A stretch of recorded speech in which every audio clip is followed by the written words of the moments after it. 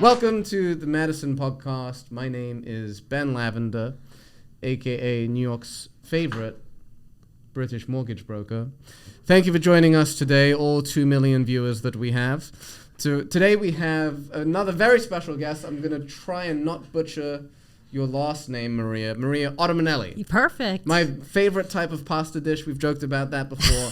Ottomanelli. I'll give you my Italian. Barabici, barabuja, meatball spicy. You know, that's what I think every time I hear your last name. I hope the Italians don't come after me for doing that just now. You as well. But thank you for coming on. Thank you for having me. Of course. Please tell the people who you are, what you do, and we'll get into some fun stuff. Okay, so I'm Maria Ottomanelli. I'm a real estate agent for the past 5 years. I'm also a mother of 2 boys, and I'm happy to be here. I work for HomeSmart Premier Living Realty in Williston Park, and I love it. I love it. With our man Richard Raspentini, yes, who was on this podcast a month or 2 ago. Actually. Yeah, and he loved being on it. He's a riot. He honestly. is. He just doesn't. He doesn't hold back. He just talked all the smack in the world, which given his position, it's easier for him to do. But I've known Richard for a long time. He was actually, I did one of my first deals with him. Really? Yeah, like 10 years ago. Legit, it was one of my first 5, I think. And it was a friend of my girlfriend at the time, this guy Joe and his lovely wife, who I won't mention because then you could figure out who it is. And privacy is obviously important. So it was a while ago, and I remember Rich was just giving me business advice, and he was new to the industry himself, but he came from a business background, and he was very clever, and he gave me advice that I still quote to this day, and it's really simple, and I say it all the time too, which is simply you have to treat this business like a business. He was telling me how much money he was spending on marketing and virtual assistants, and I was just I wasn't making much money at the time, so I was just amazed by all this stuff that he was doing, and it really changed my perspective, and I would say that it changed how I approached this business throughout my career. So I told him when he was here I was very grateful, but just wanted to give him another shout out. So I agree with you. He's a great business person, and that's why anytime I get a call from somebody, I'm like, why would I leave Rich? And the funny thing is, I hated him when I first started. I see that. I was like, look at this guy. Look at this guy, and then I started talking to him, and I'm like, oh my God. I'm like, he is who he is, and that's what I pride myself about. That's what I love about him. I love him. He's not fake. It's just, he doesn't try and be everyone's friend. He's not trying to make enemies either. It's just, he's very to the point, which is what I really love. And I'm sure working with him is so much fun. It's super fun, and he's funny, and he's attentive to everybody's needs, which if you call him, he'll answer the phone, and that's a great broker. Yeah, which is that rare for brokers? I don't even know. I don't even know. I mean, you know what? He answers my calls. I'm happy. Maybe he just likes you. Maybe. Could be part of it. I don't know. Who doesn't like me now? That's true. You are extremely personable. No, I'm just you are. You really are. Tell us more about yourself. Tell us how'd you get into the business? Do you like the business? Do you hate the business? Give us all the good stuff, because again, everyone comes on, it's like, yeah, I love real estate's so great, it's so much fun, and the reality is it's stressful. It's a stressful business. It is a stressful business, and you know what? When we were looking for a house, it took me about 5 years to find a house, and I'm sure every real estate agent hated us. It took you 5 years. It took us 5 years, and that was back then when people would take you in their car. Yeah. So we worked with people, and we were like, oh no, we don't like this, we don't like that. And you know what? After doing it for so long, I was like, you know what? This sounds, I could do this. But then I was like, no, you know what? Every real estate agent's a cutthroat. I'm not cutthroat. I'm me. I'm not going to do it like that. You've got some cutthroat in you. I can negotiate. I'm aggressive when I have to be. But I'm an honest person, and I felt like a lot of real estate agents weren't honest with me. They just wanted to make the sale, and I didn't like that. And I'm like, I'm not going to be that real estate agent that takes you to a house and pushes, the nice wood floors. And you have to buy this house. I'm not like that. Either you like it or you don't. I'm not. Right. You're not going to be. I think it's also an ego thing, and it took me a long time to figure this out myself. And for myself and for agents, sure, we can convince a client and demonstrate why a house is right for them, and occasionally convince them if we truly believe intrinsically that it makes sense for them. Right. But like to have this idea that your sales skills are so good that you're going to convince a client to buy a house, whether they like the house or not, is just wrong. Like we shouldn't be doing that anyway. I mean, people kill real estate agents for that reason, unfortunately. Right. So, I mean, my husband said to me one day, I was a stay-at-home mom. Before that, I was in finance. But he said to me one day, you know what? You talk to everybody. I think you'd make a great real estate agent. And I said, what, are you crazy? Like, be like, I'm not going to name the real estate agent, but I'm like, be like her? You know, and he was like... Was that the one that helped you buy the house after 5 years? Yeah. I'm like, I'm nothing like that. And he's like, listen, you're social, you're smart, you're a businesswoman, you could do this and you could do it your own way. And what? And you are. And I am. And so I had a mentor and I picked her brain for about a year. So we did civilian patrol together and I was like, well, how is it being a real estate agent? And I asked her a million questions and she ended up being my mentor when I got into the business and she was amazing. And the first year I had, you know, it was a pretty good, easy year for me. So she's like, oh my God, you're killing. And I'm like, what? What year did you get in? So 2018. That was not an easy year. Rates were up that year. But you know what? I negotiated deals. It was, you know, it was great. I loved it. I loved the thrill of it. Well, it was a good year to come in because not everything is easy, right? So everyone that did come in like 2021 when it was super easy, they don't know how to work hard. Right, they don't know how to work like you did when you came in 2018. They don't have that feeling. Same thing on the mortgage side, right? Everything came so easily to like these new kids that joined the business. Now they don't know how to like network, build relationships, follow up. It's a blessing that you came in at that time. Yeah, I think so. I think I made the right decision. And you know what? It was. I instantly did love it. I know it's a love story, but I did. You know, you have to love it. You have to love it to be in this business because if you just do it to make money, you're not going to be successful. Yeah, you won't last. I think there's two reasons behind that. Because if you just think about the money, it comes off in how you carry yourself and interact with people, right? Like you have to actually genuinely want to be around people and want to help them because then because look, if you just think about the money, and I've gone through this throughout my career, right? There are times where I've like, okay, just, you know, got to close the loans, and then I focus on that, and then I realize I put everything else, you know, to the side, and I learn my lesson, right? And then, you have to go back to everything at the end of the day is relationships. Exactly. That's what I was going to say. Relationships. That's the magic word. And who was it? Grant Cardone, who some people love, some people hate, as a saying the difference between, you know, a contract and a contact is ours, the relationships. It's corny, but it's quite true. It's true. And you know, you can, the only thing really is that it's hard to scale a business based on relationships because how many friends can you have? You're going to have like 5,000 friends? I mean, I guess we do, right? We do it. I mean, listen, you know what? You're right, but you have to scale the business through everything. You have to take advantage of all the different opportunities that are offered to you, whether it's leads, advertising, relationship, putting yourself out there. And that's one thing I do every Monday. I do Maria's Monday Market Update. And I started that 2 years ago, and I'm continuing it. You've been doing it every Monday? No breaks? Every Monday. Come every on, Monday. You have taken a break here and there.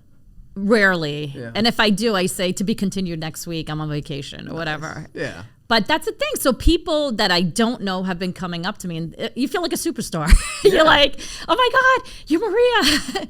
And you know what? It's just something I do every week just so people see me, know me, see what's going on in the local market. Because the local market is very different than the rest of the market. So people... Yeah. Especially in Long Island, right? Yeah. You go 2 miles and it's completely different values, everything, schools, you know, it's just, you have to know it. You have to know it. Maria, talk to us about, you just mentioned like generating business. What do you prefer to do? I mean, obviously we all want referrals, right? But are you big on like social media? I mean, I know that you do social, but do you prefer it? Do you prefer mailers, paid leads? What's kind of your thing? So I just tried paid leads this year and I don't like it. I've never done it before. I prefer referrals. Leads, so like Op City, Redfin. I just got into contract like last week. Live transfers, right? Yeah, live transfers. If I could do it that way, I explore different outlets. I'm having a home buyer seminar tonight. Oh, cool. So I just, you know what, you have to be out there. You have to do door knocking. You have to make the calls. I've called up FSBOs, expireds. I don't do it a lot, but I just like to explore all my options. I'm open to it. I think you should be open to everything. I do. So I believe in casting a wider net. And I'll kind of tell you what my, I wouldn't know if you call it a philosophy, but maybe my approach is, and I'd like to hear what you think. So I think we're always taught follow up, right? Follow up is obviously important, but I think you're better off talking to 3 times the amount of people, new people that are potentially looking to buy, sell, refinance, whatever the case may be, than, you know, a third of that and just following up with the same third. Because what often happens is that the third that you're talking to, they're just not ready to do a transaction at that point in time. They might be ready in 10 months from now, but you have other means of following up. You could put them into mailers, email campaigns, follow them on social. So like my approach is really like have that connection, have a very, very strong first conversation with them, see where they're at. And the way that I see it is that if I was able to demonstrate to that person that I'm the right person for them, they'll call me when they're ready, right? And if they don't call me, then that's really my fault. I didn't do a good enough job. You know what? Sometimes you're not everybody's cup of tea also. Yeah, that's true. So that's what I love that saying. But I agree totally with you. So I tried that way last year. So I tried following up. But you know what? If somebody doesn't want to work with you, they're not going to work with you. Right. Like why call them 10 times to convince them? Yeah, and then you just annoy them. Right. So I know that's the typical way. But now I'm building like more of a network. So I'm talking to 30, 40, 50 people that want to buy a house. Right. And, you know, some people want to buy a house 6 months from now. Some people want to buy 3 months from now. So you talk to the more people you talk to, the more connections you could have.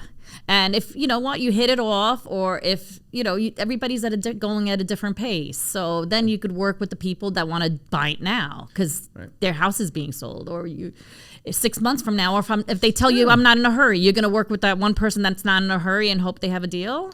Right. And we have bills to pay, families to feed. And at the same time, like you said, like we're better off finding the people that are ready that we can help with now, because what can we really do for those people other than like help them get ready? Which is like when I come across someone, I'm sure you do the same thing, Maria, when like who's not ready to buy now, I tell them like what they need to do to get ready, and I simply say like I end those conversations the same way. It's like, look, this isn't a boiler room. We're not going to call you every 2 days for you to send me your documentation for pre-approval. I'm going to text you the list of the documents that we need. I'm going to tell you where you need to send them, but you send them on your own time, right? Whether you send it to me today, send it to me for a year, it's completely on you. And of course, if you have any questions in the meantime, let me know, and leave it at that. Like, and that's the truth. It's not sales. It's not a tactic. It's just the truth. I don't want to bother you. No, and I feel the same way. And you know what? One of my best stories was when I had a buyer, and she was looking for a rental. And we went and we looked at rentals. And this was a $3,000 rental. It was probably in 2019, and it was a struggle for her to find the rental. She kept getting, like, people were overbidding on rentals at the time, too. And I was like, look, I'm like, you have the money to pay for a house. Like, this is what's going to cost you to buy a house. Because at the time, she could have bought a $450,000 house. So she says, okay, well, you know what? I could combine with my family. Let's think about it. So she spoke to her lender. Her lender was awesome. And her lender said, you know what, we could do this, but we need to fix your credit. So she called me and she told me this. And she says, I need 6 months to fix my credit. After 6 months, I had 3 appointments lined up for her that day. And it was Father's Day. And on Father's Day, we went to the first house. And it was a $450,000 house in Baldwin. And she's like, okay, we'll take this house. And I'm like, wait a minute, I have 3 appointments for you. Like, so. And she's been 6 months getting ready and just. And I'm like, yeah. So she's like, okay, I'll see the other houses, but we really like this one. And I showed her the other 2, and she's like, no, we like the first one. We put in a very strong offer, and she ended up getting that house. Amazing. I know. And but 6 months of follow up for one hit. But that's what I'm saying. So I didn't like harass her or anything during that 6 months. She came back to me and said, we're ready. Yeah. And, you know, we kept in touch. We would text each other. What do you think it was, Maria, that made her come back to you? What did you do? I think I gave her value instead of renting and telling her to spend that money on rent. Had she considered purchasing? And that same house now is probably worth $650,000. Yeah. So I think she doesn't regret the decision. And I do she's keep very in touch happy, with I'm her. sure. Yeah, I'm sure because then she would have, that's it, the other thing. So you rent a property, and how about if, like the buyer right now that got into contract, they're selling their house. How about if you're renting all these years and then they decide to sell their house? You have to start all over again, paying $6,000 in rent for 4 or 5 bedroom. I mean, you're preaching to the choir. I mean, like, we try and tell everyone that, but the reality is, unfortunately, like, some people just aren't ready. Yeah. Yeah. And I get that. I think it's a mental thing, because we know, like, financially that it's a no-brainer, right, to own versus rent, right? Unless you get unlucky, 1 in a million, some crappy house that needs all this work and you didn't realize. But those are like the horror stories that people focus on when, they should buy and they're just looking for an excuse, right? It's so rare. But, a lot of people just aren't ready for the responsibility. Sure. And I'm not even talking about the financial responsibility of just like maintaining a house and like worrying about things. I mean, but the truth is, it's the same as wherever you currently live. Yeah. I mean, I lived in an apartment before. I know how it is. Then, I had to deal with rodents. And, it's like all of a sudden, we'd be in the apartment and, a mouse would run across the floor. I didn't like that. This was in Brooklyn? Yeah. Gotcha. I don't know. So I was like, I grew up with that. And I tell my kids stories and they're like, oh my God, really? Because they're, they're only used to a house with, I assume you're in Long Island. Yeah, I live on Long Island. Okay. I live in Valley Stream. Oh, perfect. Yeah, near my old office. It's great. We were on Central Avenue. Did you come to our I never did. 38 South. It's still on there though, online. I think it's sold. It's sold? Okay. Yeah, the owner of Madison, Charterani, he owned that building. Okay. And he sold it. I think he sold it anyway. I don't know what's up with it, but we haven't been there for 3 years. So, yeah. Valley Stream's great. Great Valley area. Stream's great. Yeah. I remember when I was doing loans there for homes that were like single families that were like $350,000, $450,000. I know. And now they're what, 8, 9, like over $1 million. Yes, I mean, crazy. Like a average typical home in my area is $650,000, $750,000, $850,000. Yeah, it's high. It's high. It's high. I mean, it's great for you, right? Values have increased. You're not complaining, but no, I mean. Right now, the condo that we're in contract with, they were offering it a 3-bedroom condo for $495,000. Just get a house. You need 3 bedrooms. Get a house. I mean, some people don't want to deal with the gardening, and agree. they're busy. They're a young couple, got So it. listen, you get what you're comfortable with. Maybe they don't want to make huge payments. They had True. a really good DTI. It does have an appeal. It does. Right, the condo co-op life. I get it. I think it's different for everyone. What a lot of people get hung up on is like the finance side, that sometimes it's hard to buy, to sell if you got a crazy co-op board. But I think overall, it depends. Again, sometimes you get unlucky, but it's useful. I think especially for single people, right? Because you don't have to worry about the maintenance. It's easy to get like in and out and just be done, right? Because ultimately they don't want to worry. They just want to do their thing. Yeah, I think a lot of people tell me that. They're like, how much does it cost for gardeners? I'm like, you can do the lawn yourself. And they're like, they look at me like I have 10 heads. Really? Like, yeah. I would never. Who do you think I am? What do I look like? Listen, I've done it. I've done it. Does my own manual labor. I know. I've done. Listen, I know how to use a lawnmower. I know. Kids these days. They don't, Yeah, then I asked I have 2 teenage boys, and I asked them. Oh, cool. They did it for a little while, and they're like, you want to hire the gardener again? you got to teach them some hard work.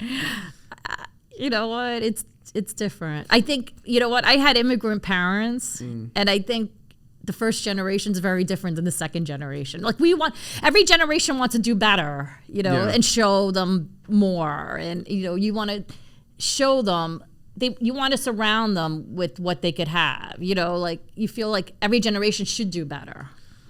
How old are you boys?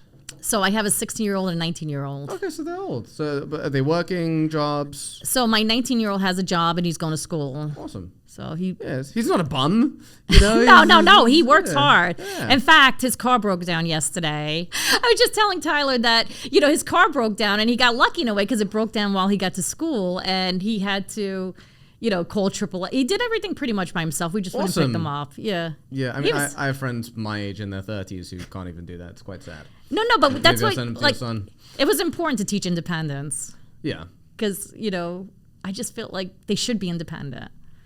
You want them to be, right? Your job as a parent, right, is to make them self-sustainable to some degree. They should be able to handle life situations. Yeah. And I feel like a lot of kids nowadays can't handle that. They can't. But at the end of the day, whose fault is that? Is it their fault, or is it parents? Is it society's? I mean, who knows? I don't know. It's tough. It's tough being a parent. Yes, I'm not holding off, but when that time comes, it's life changing, right? It's your priority. Yeah, I mean, your life is devoted to them forever. Yeah. You have to make sure you want this, as it should be. It should be. But you want to give them wings to fly on their own. But you still feel like you need to be there to support them. But it's hard. It's hard. Yeah, I assume that the first 5-10 years are the hardest. Yeah, but it's a different hard when they're teenagers. Yeah. It's a different, like you're still, there's teenage problems. There's, young kid like you're afraid they're going to get hurt when they're young. And then as they get older, you want to make sure they do well in school. And you want to make sure they pick the right path. And, there's always worry. You always worry. Yeah. You do. You worry about them being safe. Right now he's driving. I worry about him being safe. And I pray that he comes home safe, I mean, luckily his car broke down, so he's not. He's okay. Well, that's it. So he's responsible, and he has a job, and he has a job tonight. And he called his boss, and his boss is like, "You need to get there," and he's like, "Okay, I'll Uber it." It wasn't like it's a no-brainer. I'm not gonna not come because my car doesn't work. Yeah. Yeah, responsibility. Responsibility, exactly. You show up, which is, even in our business, I would I would argue that's 90% of the job is just literally showing up, being responsive, which a lot of people, especially loan officers, don't know how to do, which is quite interesting, actually. But what can you do? What's the worst experience that you've had with what? People not doing what they're supposed to do. I mean, it happens all the time. Really, it's just a matter because there are so many people involved in our business that I always say that real estate kind of invokes Murphy's Law, that something will always go wrong. It may not be a small thing, but it's one of the things that I tell clients straight up. Like first thing, like look, and this by the way is specific to New York. I do quite a bit of business out of state. There's very little drama in out-of-state deals. All the drama is in the New York deals. Really? Yeah, because the attorneys and what do they say? Time kills deals, right? So when the attorney sets the contract for a 3-month closing date, there's more time for stuff to just go. When I say go wrong, I'm not talking about like the buyer's finances and like something happening, but there's always some type of drama, I wanted to move now, but they're not ready for another 2 months, and my move is not responsive, or this, my mom doesn't like the place, but we're supposed to close next week, and now she's trying to convince me, like this stuff happens more in New York deals. That's what you know what? It's funny. You just made me think of another deal that was kind of interesting. It was they were supposed to close on or about a certain date. So from that date, my buyer had closed deals out of state, and she was used to the on date. So she's like, as it was approaching, she's like, well, we didn't close. I don't want the house anymore. And I'm like, what? Yeah, that's not how it works. And she actually hired another attorney to fight this, to get out of the deal, even though she was an old cash buyer. And I was like, this is not how it works, real estate, New York. And she's like, no, I don't want that. We don't want the house anymore because we didn't close on the date. Say goodbye to your down payment. Well, she ended up closing, so I didn't get a call for 4 months. And then I got a call from the other agent that said, we're closing in a week, closing in a few days, get your commission. Sweet. Yeah. So, nice but surprise. I guess the attorney renegotiated new terms for her because. Okay, that's good. Yeah. You know what? It worked out for her. And you know what? I called her actually recently, and she seems to be happy. So, gotcha. But that blew me away. I think that was the craziest. Because I was like, what do you mean you're not closing? You have to close. It's on or about. Nope. We didn't close on the date. We have to redo things. That's an interesting one. I've never heard of that happening. I understand it, but that's not how we do business. Yeah. Okay, it's time to wrap up, Maria. Any final words of wisdom, any messages, it doesn't even have to be wisdom. It could just be something silly. Anything that you want to tell the people or tell me or... No, I mean, listen, I do this because I love it. I'm passionate about what I do. And Is it easy? It's not always easy. It's not easy. Yeah, just because we're smiling and happy and, we're having a good time talking here, it's not always like Don't this. take things personally. That's a big one. Yeah. That's a big one. Which is very hard to do because we can get very personal. Right, but that's where, you're a fitness guy. You have to do something for yourself. I would say if you're in the business, do something for yourself, whether it's your workout, you do yoga, you have a hobby, because you need that to keep your sanity. you need a release. You need a release. Especially, I think, like in the beginning of the business, because the first few years, if you want to be successful, are so tough. It requires so much effort. Just not even the sales, but also just like the learning how transactions work, especially on the loan side, like learning guidelines. It's very, very challenging. So I think that's actually excellent advice. Okay, so thank you. you. Very much. Thank you for coming on the show. We'll have you back in a year. That's how we do it now. Thank you so much for having me. Thank you.